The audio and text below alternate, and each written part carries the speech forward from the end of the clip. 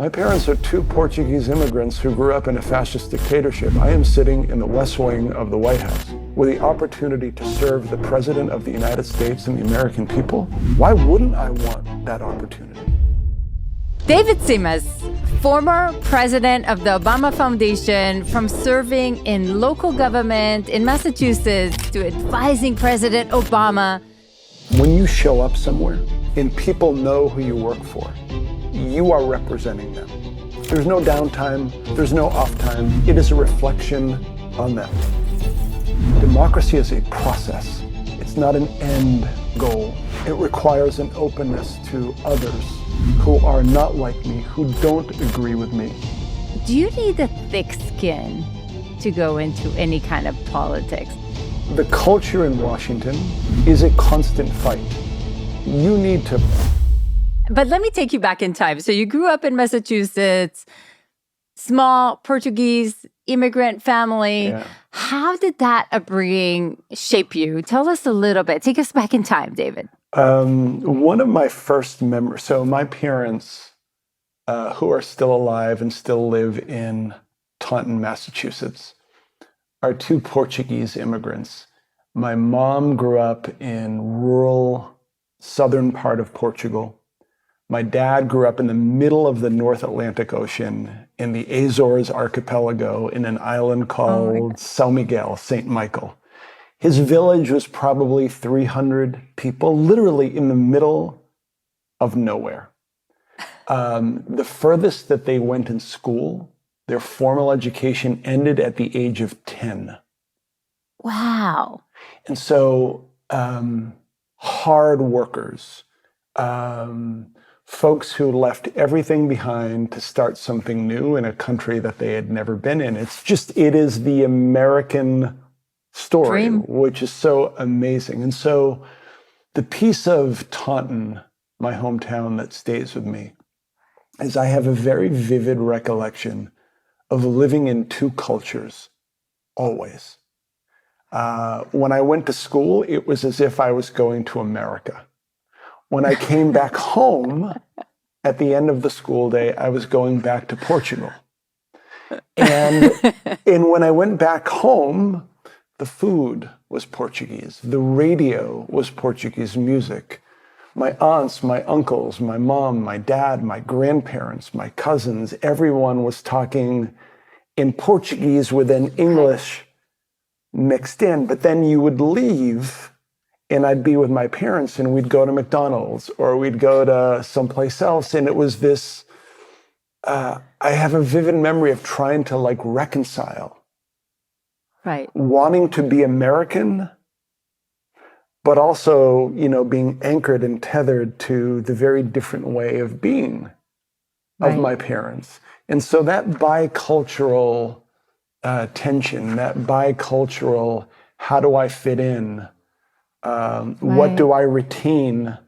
And I guess as many young people that have had that experience, I wanted so desperately to be American that I bristled. I didn't like the Portuguese aspect and wanted to leave it all behind until I was in my 20s and then now in my mid-50s. And oh my goodness, Ilana, that part of me, that's a big part of you. Is and I adore it now. It's something that's so simple. But that biculturalism and that desire to fit in was always something that I think to this day I carry with me a little bit. And I love that. I almost feel like I wonder if, I have the same from Israel, and I always kind of wonder if I ever gonna feel home in each one of them, because I always I love both, but I have both, right? Yes. And it's kind of this mix, which is beautiful. And by the way, my mom's parents all talk Portuguese. They came from Spain and Portugal. So we have a lot to talk about, but kind of funny. But, knowing a little bit about this culture, and you'll share more, I think there's something about this culture of everybody helping one another and lifting one another. And I think you also have a really interesting story around that. Yeah. Would you share a little bit? Yeah. So they immigrate from Portugal, and because they really don't have a formal education, they're working in factories. And my mother worked in a silver factory, making forks and spoons and knives and silverware. And it was mostly women on her floor. And one day the machine malfunctioned. And just the way the machine was set up, she couldn't, even though she noticed that it malfunctioned. You had a split second to remove your hands from the press. And the way the forks and spoons and knives are made is literally it would press down. And unfortunately for her, something impeded her ability to remove her left hand entirely. And in the blink of an eye, this young 20-some-year-old woman loses 2 fingers on her hands. And, for them, all you have are your arms and your hands and your back and your legs and the physical labor that you're using to build this new life. And everything was thrown at that moment. And I thank you for asking, because what I remember so vividly was, even though she was suffering and my dad was suffering, even though I was little, the memories of my family and my neighbors, and to me, a little boy, this entire community, at that moment in time, coming to lift up my mom, to lift up my dad, gave you that sense of, at that moment of peril, at that moment when you fall, a sense of both family, but also that sense of a broader community. And these other... We'll be there for you. Yes, these other immigrants who are going through the same thing. And for them, because it was a very deeply religious, deeply Catholic community, there was always this, not a fatalism necessarily, Ilana, but like, okay, this has happened.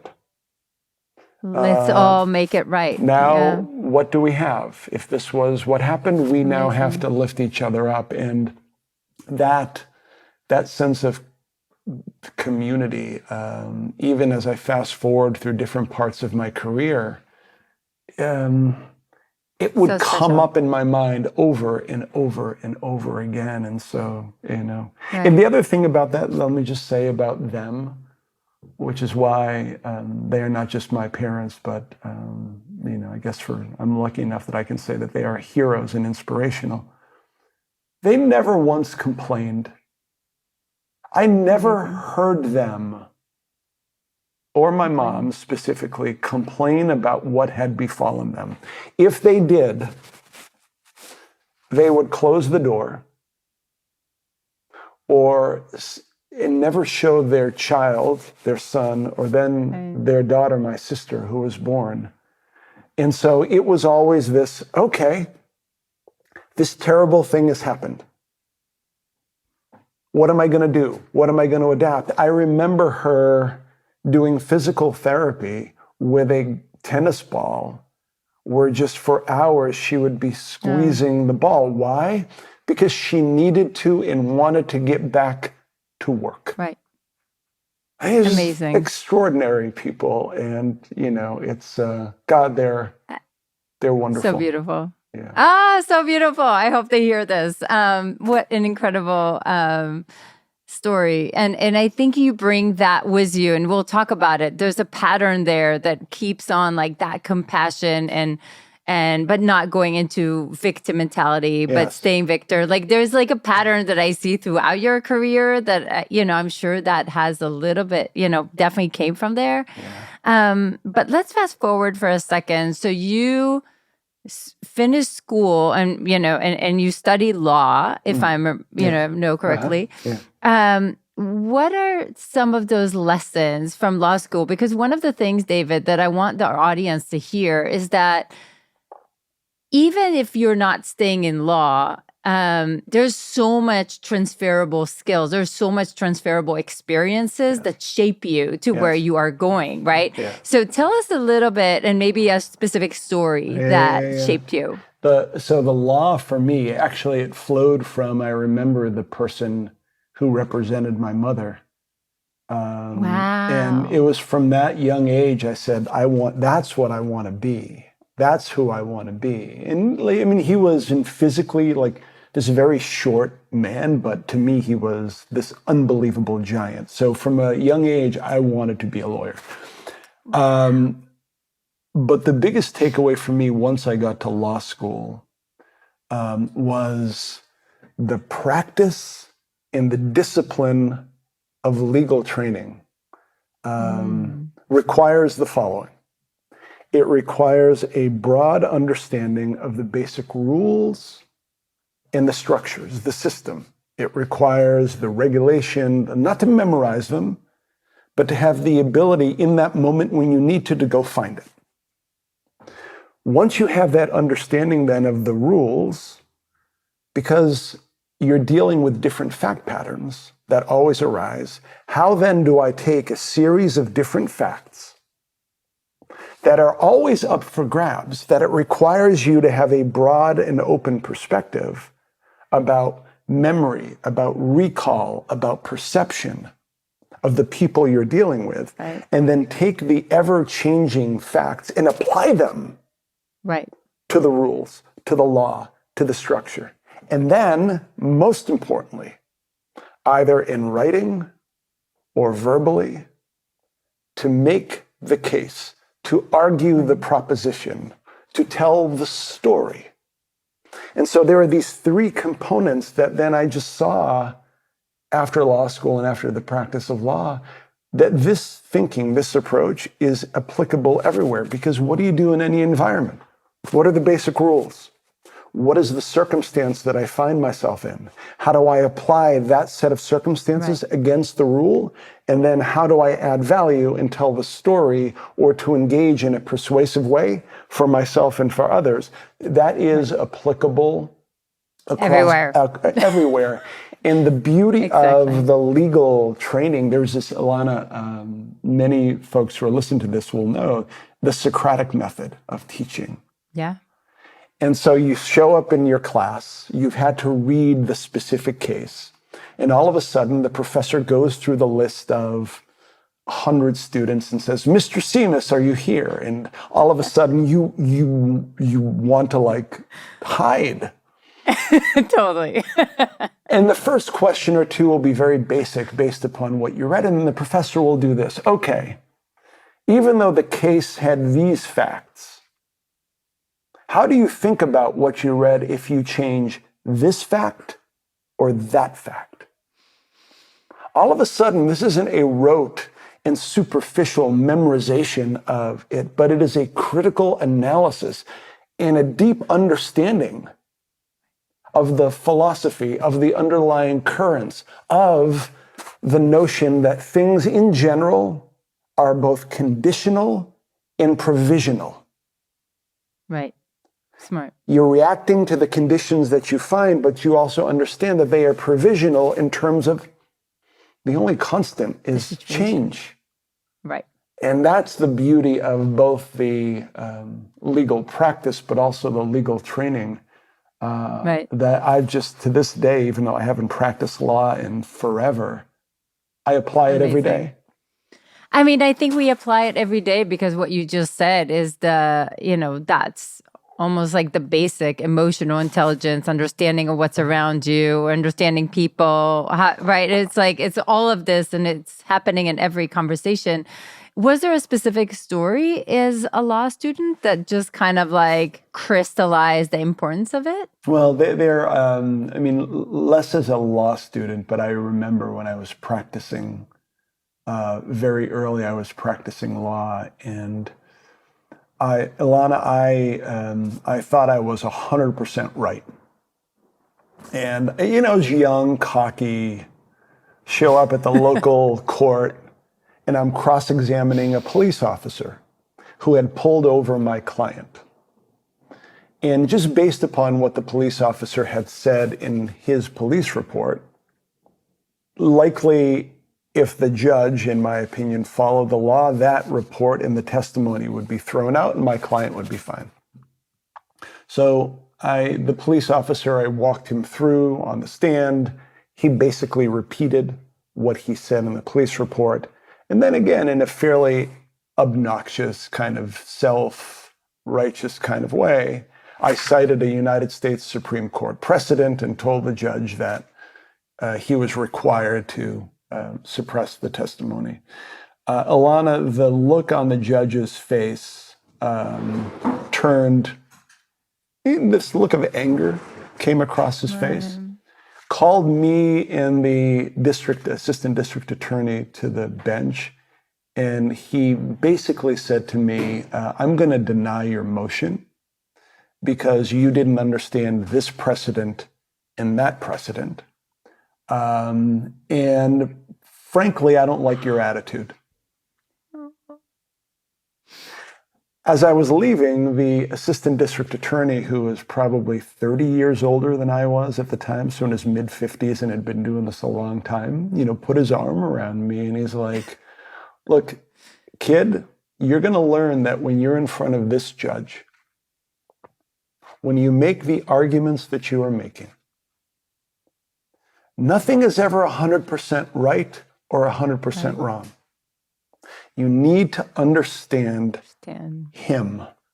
Priceless. Right? That was just an amazing lesson that in very few things in life can you say with certainty that what I am saying to you is definitively right and correct. Right. Or fact.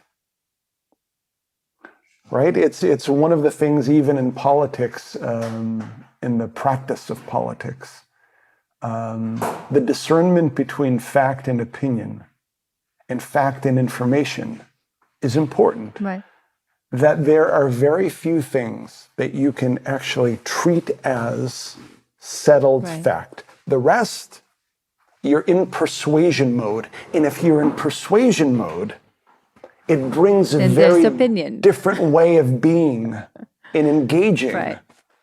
That's important. Oh my God, I love that, David. And first of all, I love that you shared this because I do believe that we learn better from failures or from things that we've done wrong versus the things that we've done right. I have my a pretty famous story that I talked to a commander in my F-16. When we were teaching them and training them. And eventually, he was like 30 years more veteran than I am. And he basically stood, honey, do you know who I am? And I'm like, oh God. Like the truth is beyond his name, I didn't know who he is. And it's a long story, but I will just say knowing your audience is still probably the most important lesson that I learned from that day. I'm like, oh, darn it. Because I said the right thing. Yes. I should have said it differently. So I love this story. And I love like how it ties into everything. And so, and again, you then eventually go to politics. And I want to understand why do you leave, law and why, for everybody in the political, they're trying to get into anything politics, like White House is like a dream. So share a little bit about that story. Yeah, so my parents, Portugal, when they were being brought up, was a dictatorship. Antonio Salazar was the dictator, had been the dictator for decades. There was secret police all over the place. And so they didn't have an understanding or an appreciation for liberty or basic ideas of freedom or democracy. And so when they immigrated, especially my dad, oh my goodness, we would watch the news every single day. I remember reading the newspaper with him as a little boy. And it would always be the mindset of a citizen as someone who had a voice and had a responsibility to be informed and to participate. When he would talk about it, there was a reverence to it that was informed by the experience that both he and my mother had come from. And so for me, politics was always this ultimate expression of the sovereignty of the people. Mm. And I just followed all of it. I remember being a young man. My father was a very conservative Republican, and so Ronald Reagan was the epitome for him. But I remember one day where he was saying wonderful things about the governor of New York, a man named Mario Cuomo, a liberal Democrat during the era of Reagan. And I said to him, I'm like, Dad, they could not be more different. And he's like, well, that's kind of where you're wrong. Have you ever listened to the way they talk about this country? Have you ever listened to the way they talk about the promise of this country? And that when you listen to the poetry of a Mario Cuomo and the poetry of a Ronald Reagan, the means to get there were different, but the end was, and so I just fell in love with that. So I ran for office when I was a young man, and it just began a political career of engaging that all of a sudden ended up in a crazy way it was the inauguration of Barack Obama. I had not worked on the campaign. I had been working for the governor of Massachusetts, a man named Deval Patrick. My wife and I were in Washington. All of a sudden, my flip phone rang. I answered it. And there was a man who was purporting to be David Axelrod, the chief advisor to the president of the United States. And I thought it was a joke. So he's like, this is David Axelrod. I said, yeah, right, I'm Barack Obama. And he said, no, you're not. I was just with him. I said, oh, blank. And I said, how can I help you? Aren't you busy? And he said, your boss, Governor Patrick of Massachusetts, says that you're interested in a job. I said, well, yeah, but why are you calling me? And he said, I need an assistant. And are you available for an interview tomorrow? Ilana, I had never been in the White House. And so the next day, after a completely sleepless night of not even knowing what I'm interviewing for, so you can't prepare. Right. I walk by, and this never got old. You go through the north gate onto the north lawn, and the White House is there in front of you. You then approach the West Wing, and if the president is in the Oval Office or in the West Wing, there is a United States Marine at the door. And you know this with your background as a military, he or she is in complete dress. Right. Not making eye contact, but as soon as you get to the point, they open up the door, and then you're in the West Wing of the White House.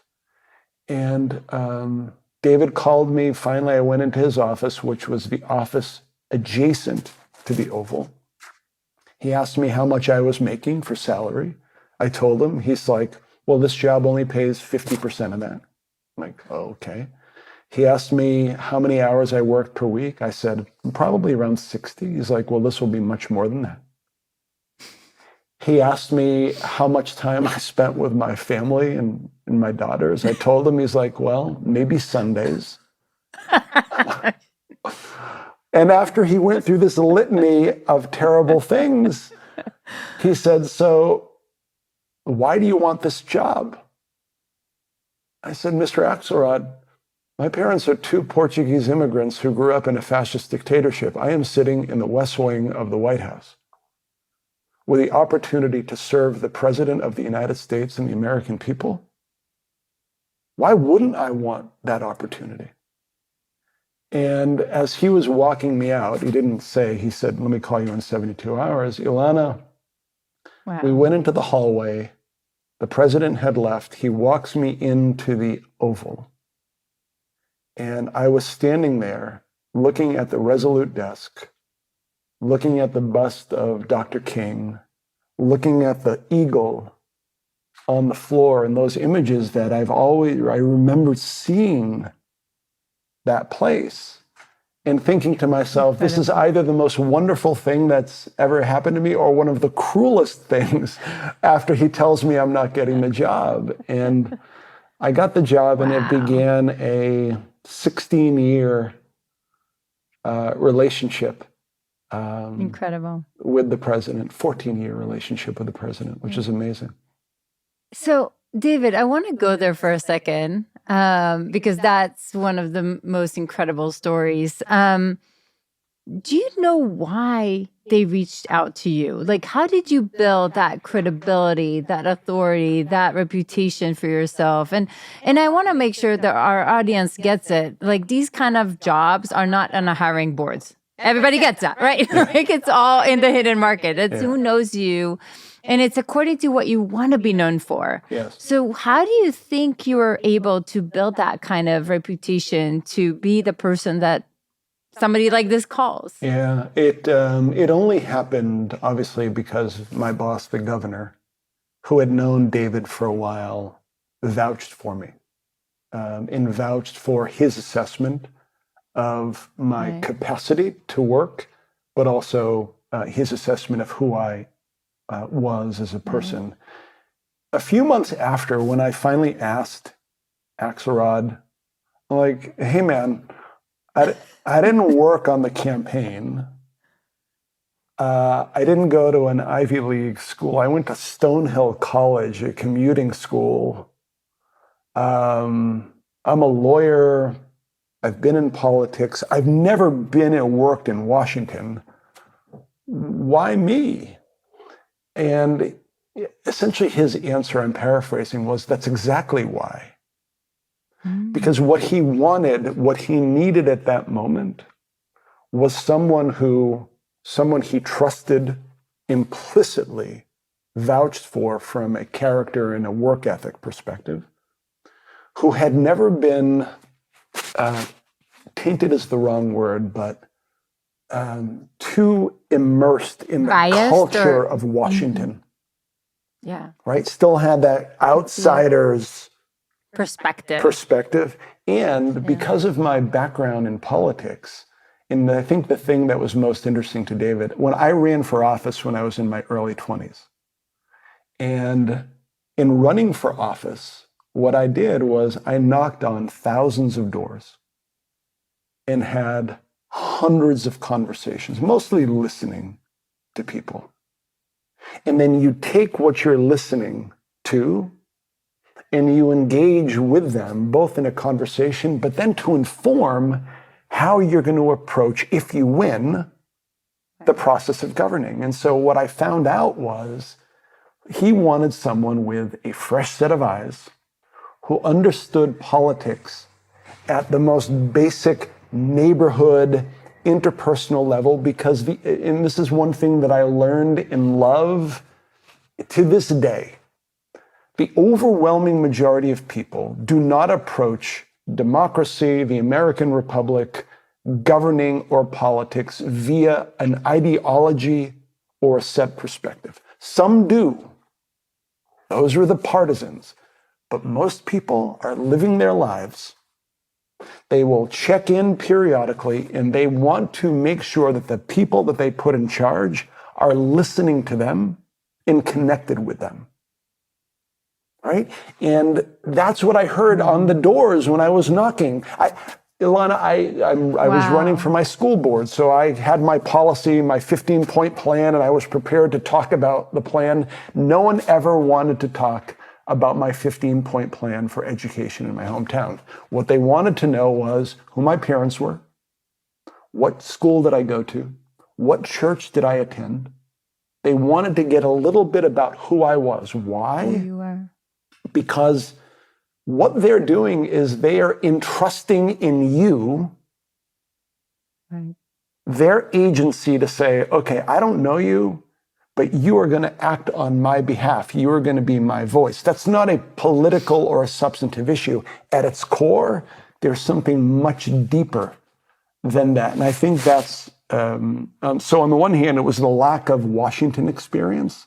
And on the other hand, it was a depth of local interpersonal political experience that just made me lucky at that moment in time to be there. Amazing. And it's probably a combination of like really hard work that they're seeing like your loyalty, but also I think even what, you talk about it, even when you were in the Obama administration, like you probably had hundreds, if not more, of occasions where you were listening to others, American stories Yes. and conveying them to the president. Which is, just so incredible. But can you share a moment that touched you, or maybe a story or two? Yeah. So you just alluded to it, Ilana. It was the best job ever. I was the luckiest person on the planet because I would leave Washington. I would fly to someplace in the country. I'll just say Des Moines, Iowa. On a Tuesday night, I'd be in a bar or at a restaurant. No one knows who I am. I'm not talking about politics, but I'm just listening and talking to everybody around me. Politics generally would come up, and I'm just receiving. The next night, I'm behind a two-way mirror in a focus group, listening to people talking about their lives, their communities, their assessment of Washington. And one thing stuck with me. There were many that stuck with me, but the one I'll mention now was there was a question about immigration. And obviously that's something happening now, not only in the United States, but globally. Right. And we had some work to do around immigration. And the purpose of the listening session was to get at the core of the emotion around the issue. And so I remember this one woman was saying, look, I don't blame folks for coming here. I don't blame folks even when they cut the line. I get it. I don't condone it, but I get it. But what bothers me is that the schoolrooms are now filled with kids. The emergency rooms are now filled with folks, many of whom I don't think are paying their taxes because they're all working under the table. And so they cut the line, and now I think that they're getting benefits that other people aren't getting. I've got two jobs. I'm struggling to make ends meet. And it just burns me that this is happening. It's not right. It's not fair. Right? You know what didn't come up? Race, nation of origin, or any other kind of identitarian factor. Right. It was this perception of both line cutting, unfair, and a lack of reciprocity, unfair. And so my then job was to take these conversations, fly back to Washington. In the morning, on a Thursday morning, I'd come back and I'd brief the senior team. Here's what I heard. And then I would go into the Oval Office, sit across from the president, and he would say, hey, what'd you hear? And I would tell him this story of how voters were perceiving this. And every single time, there was this, for me at least, I can't speak for him, nor will I, but there was this transference where I was in this position where my job was to, in a non-editorial, non-judgmental way, to tell him precisely what I heard, the words I heard, and my assessment of the emotion I heard, Ilana, in the light most favorable to the individuals that had conveyed that at that moment in time, right? Because one of the insights that he gave in passing that just stuck with me, and this happens with leadership of any kind, he said, look, as soon as I became the president, the ability to have anyone talk to me in the way they used to, right, passed, right? So my job, You're his eyes and ears basically on the ground. that was the job. And the Incredible. responsibility to do that without, and it's impossible because I have my own baggage, right? Right. But to present to him without judgment, some ugly stuff, Right. some beautiful things, but as much in an unfiltered way as possible was extraordinary. Thank you for reminding me of that, because God, that was a gift. That's such a gift. Like, I can't, like, it's pinching me moments, probably again and again. Yeah. And again, you've had 14 years around, these various roles. Share a little bit, like some maybe moments that stuck with you in that you learned about leadership, or you've seen something that you think will be beneficial. There was what we learned was a terrorist attack in San Bernardino, California, while the president, Obama, was still the president. And I remember vividly where he said something like, at moments like this, our job, and he pointed to all of us essentially, was to make sure that, these are my words now, that we don't inflame the emotions that arise in that moment. Wow. Because the emotions naturally of people, when there's been a tragedy like that, are raw, in the sense that we need to do things about it is immediate. At that moment, the president serves as a way to not cool things down, but to just take that deep breath, a collective deep breath. Deep breath. Before we act. Right. You have your emotion, you understand it, you create the space then to act in a way that is meaningful. The other wonderful example of it is, if you think about, I think one of the most amazing acts of presidential leadership in my lifetime was after the September 11th attacks. George W. Bush went to a mosque. Interesting. Speaking of, Right?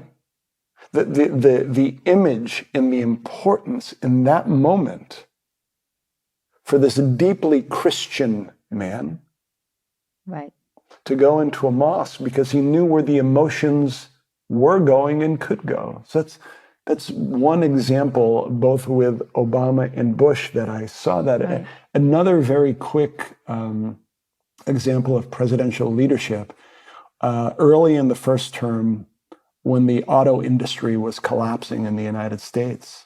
And I mean, the Great Recession and the financial collapse was intense. And I remember essentially the President Obama was weighing whether or not to do a bailout of the auto industry. Ilana, the polling and the focus groups were terrible on this. People's reaction was, you know what? They made their bed.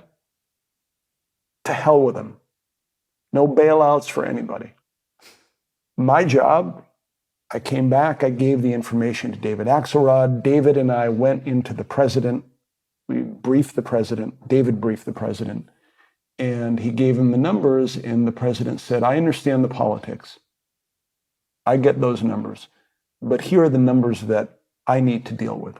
That if I don't do this, hundreds of thousands of additional Americans are going to lose their lives, their jobs, their livelihoods, in the communities that are going to be devastated. And then he concluded by saying, look, the politics will take care of themselves. I need to do what I believe is right. And work backwards from that, right? It's the importance of, the immediate versus the important, or even the understanding, especially in politics, that, you win, and if your obsession becomes re-election right away, you're doing a disservice. You can never take politics out of it. It is the business. But those are some examples. And David, I love that because you can translate that to any kind of leadership in any kind of company, right? Because when the emotions are not necessarily aligned, our instinct may be wrong. Yes. So, it's important to listen to the emotions, but it's also important to not act without thinking for a second and not taking that deep breath for a second, right? 100%. And for me, this is just such a great reminder. I remember as an Israeli, like sometimes it would be too fast on my emails. I'm just like, okay, send it to me, and everybody was like, did you just fire me? What happened? I'm like, no. I just don't want the whole politeness. Hi, how are you doing? But sometimes your instincts are not what is needed at that time. Yes. And I know I'm dumbing this down to the basics, but I think it's just so important. Yes. So talk to me for a second, David. Again, you've seen so much, and you somehow got into being part of the president of the Obama Foundation. Why you again? Which is amazing. Good question. And obviously you proved yourself. And a little bit about how did you see leadership there? Yeah, the why me, I think, is because no one else wanted to do it, probably.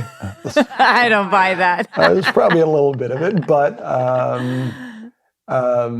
what I think the way when I left, one of the kindest things that the former president said was that in every instant I represented him in the way that he would want to be represented. Right. And it was something, especially for that type of organization, and even when you're working for a president, a governor, a mayor, or someone else, when you show up somewhere, when you show up anywhere, and people know who you work for, right, you are representing them.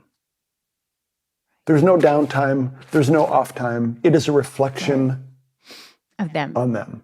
And that's something that I just always took very, very seriously and personally.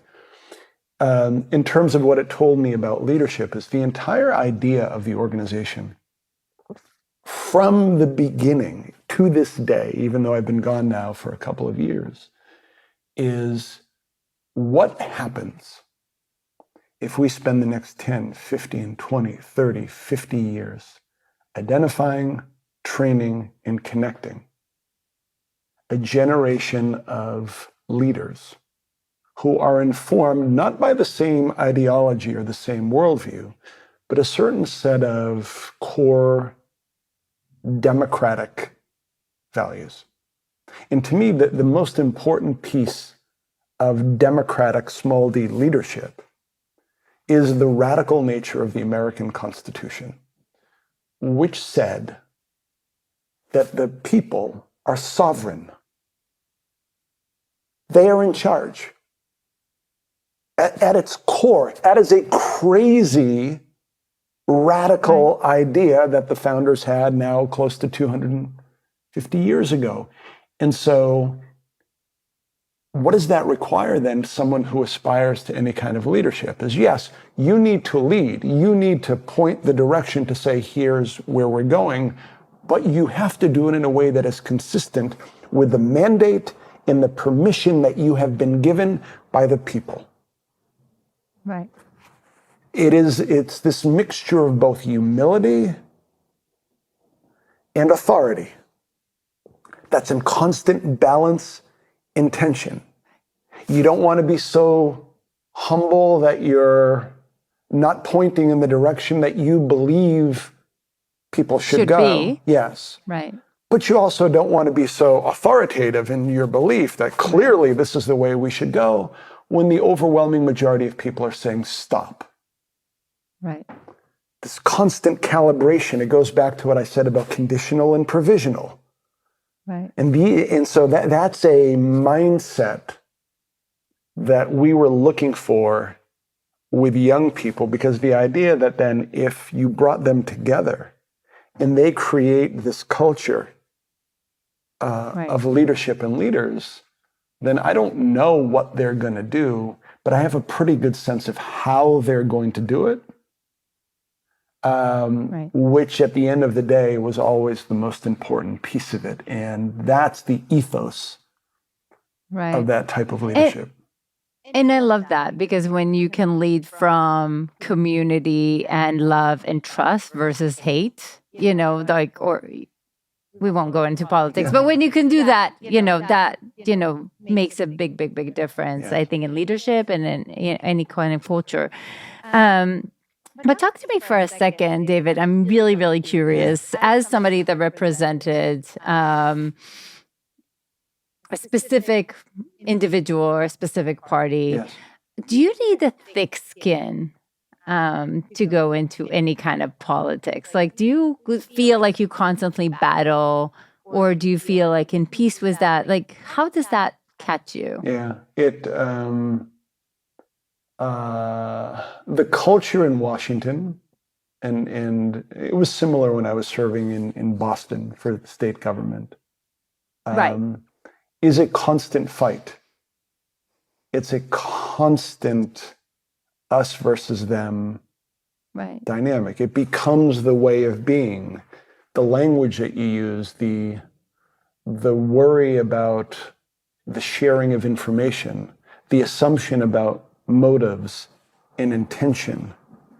It creates this dynamic where there's a constant stress and attention, which can be very, very good if you know that there's always another side and always a different perspective to keep you in check.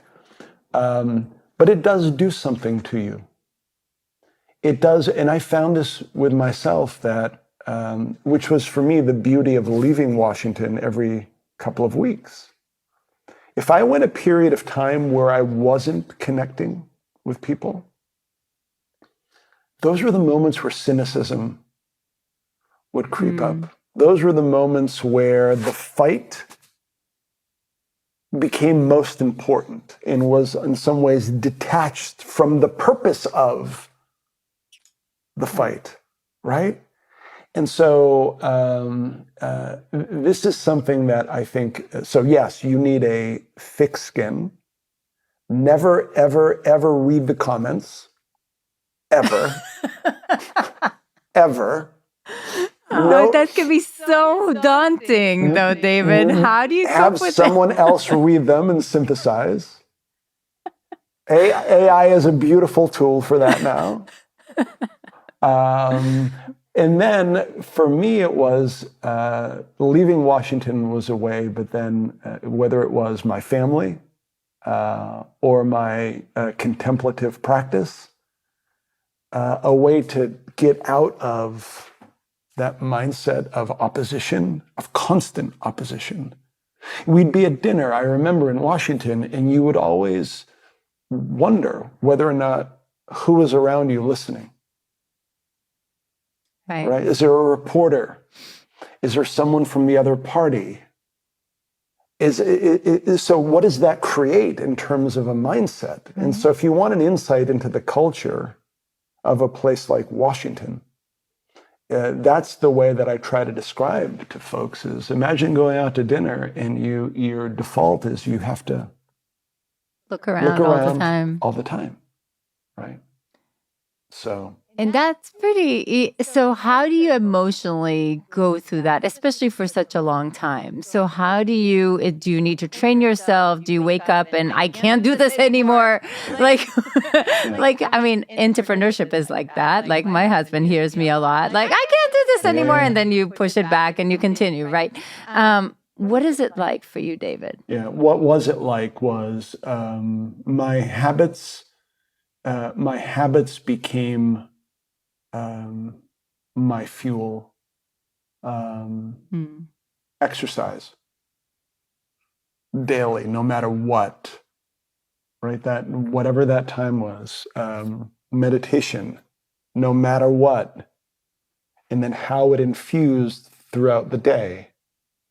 what was that moment of pause, taking the deep breath, and assessing whether or not the emotion was overwhelming Right. whatever strategic objective or reason that was appropriate at that moment in time. Reading, making sure that I was engaging with things that weren't politics, right?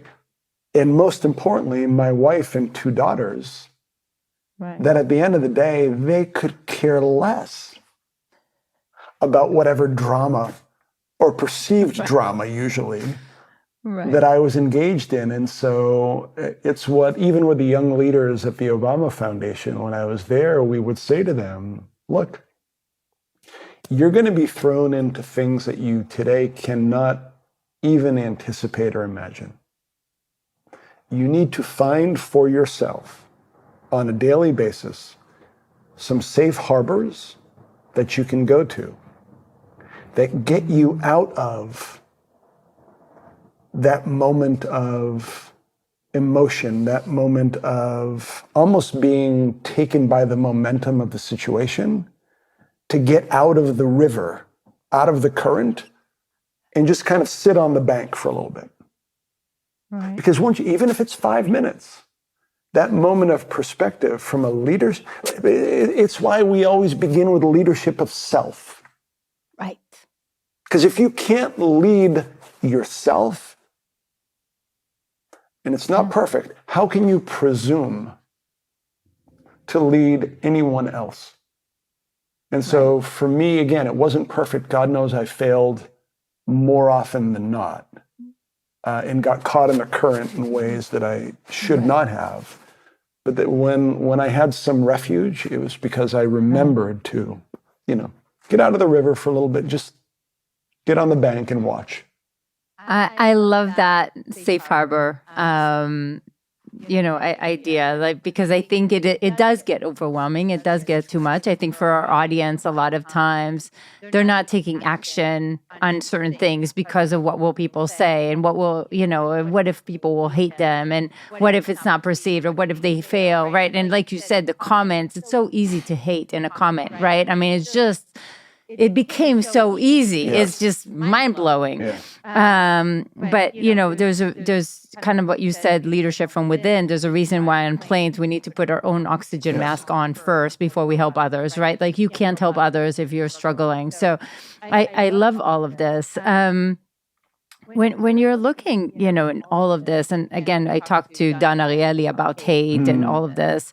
Do you feel like this is a muscle that you're building to just get back to the habits, get back to your oxygen mask? Is it a habit that you get better at? Yes, it is a default mode. It's a training. In the moment when I'm feeling frustration or anger or envy or pride or jealousy or any of them,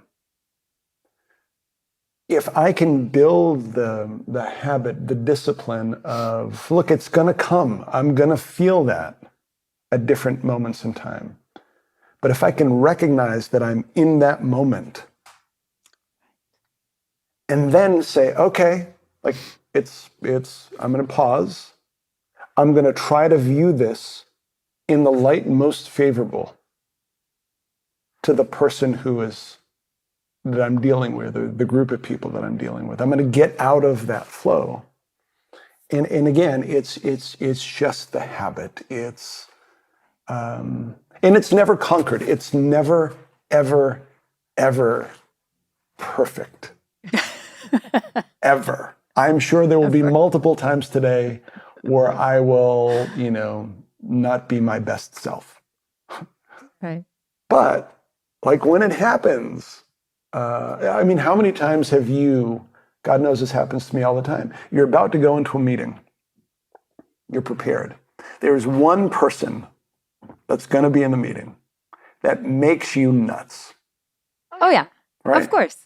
And as soon as they open their mouth, it's almost like when you're driving to Thanksgiving Day dinner or Christmas dinner or whatever, and you're like, oh God, so-and-so is going to be there. Not them again. Right. And you convince yourself that this time it's going to be different. And as soon as you see them, the blood rushes to your... And then, Ilana, you lose control. You have literally ceded your agency to them, or to some variant of you, right? And so again, I'm not pontificating. No, this is like a constant struggle. It's a constant muscle that you're building. But I will say, David, you're one of the few, and we've interviewed a lot of people, but you're one of the few that the very first sentence that you said when you came on is like, I have a great day. And I think that positivity is also part of who you are. And the reason why, because I think there's like certain lenses that you put on, right? No matter what you hear, you need to look at it in a certain lens. And that lens will dictate a lot of the amplifying of how you hear these things, right? And I think that's just so beautiful because you are in general just looking at the world in a positive, beautiful, community, trusting way. And, that's kind of what I hear. So yeah. I'm, I am lucky. You are lucky. All of us are lucky. we're lucky. I can still walk. I can see. Yeah, exactly. I've got a wife whom I'm, been married to for 28 years, who's my best friend. I've got 2 daughters who are amazing. My parents are still alive. Right? There are so many. Now, this isn't to ignore personal tragedy, interpersonal tragedy, global tragedy. It occurs. It's part of who I am. But it's not all of who I am. Right. Right. And so that's. And you're putting that gratitude lens on, so it makes other things be seen in a different perspective. Yes. And I think that's the big thing of it. Yeah. That's the hope. That's the aspiration. That's what you try to do. I love that.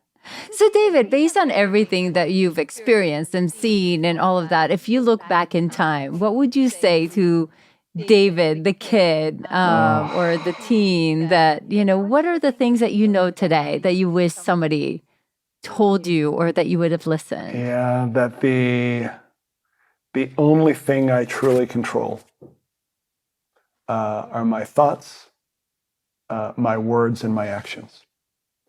Right. Beyond that, I can influence, I can have some kind of effect, but the centrality of my behavior and my agency over my behavior, it's back in the courtroom.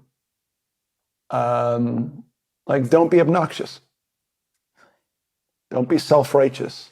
Because you have a little bit of knowledge and there's an asymmetry of that, how do you handle that? How do you present it? That's on you. That, for me, just to go back to, but probably I wouldn't have listened. I'm like, yeah. Exactly. Yeah. Right. It's like you have to go through all of the bad stuff to say, okay, that's actually on me. I did that. Right. It's that when I get angry during the course of the day, it's the, okay. Yes, perhaps I am justified. Perhaps that person acted in a way that is inappropriate and wrong, and I am justified in my anger. All right. Now what? Is that getting me closer to my goals or not? What am I going to do with that? Right? What is my response? What is my behavior? How do I act in a way that doesn't do harm to myself or to others? Right. And it's not in a kind of safetyism or none of this is safe space stuff. Right. The world is messy. But my relationship to it and how I behave and act, that is the thing that I wish that I could go back and train young David a little bit earlier, because perhaps the muscle memory would have been a little bit stronger than it is today at 55 years of age. Oh my God. I love this, David, and I could probably talk to you for hours, but I want to thank you for showing up, coming, telling that all these like amazing stories that you had, and just seriously a dream. I probably need to come and visit you, and we're probably gonna like geek out I'm on some sure. democracy stuff. I'm sure. Yeah. Especially on Ilana. What a wonderful way to end. And again, I am a proud American. I love this country and everything that it has given to me, this American republic and the democracy that we have. Democracy is a process. It's not an end goal. And the process requires a sense of reciprocity. It requires an openness to others who are not like me, who don't agree with me. Doesn't mean I cede my beliefs. I keep those things that are core to me and my principles. But my fellow citizens, the grace and the openness and the understanding and the respect Right.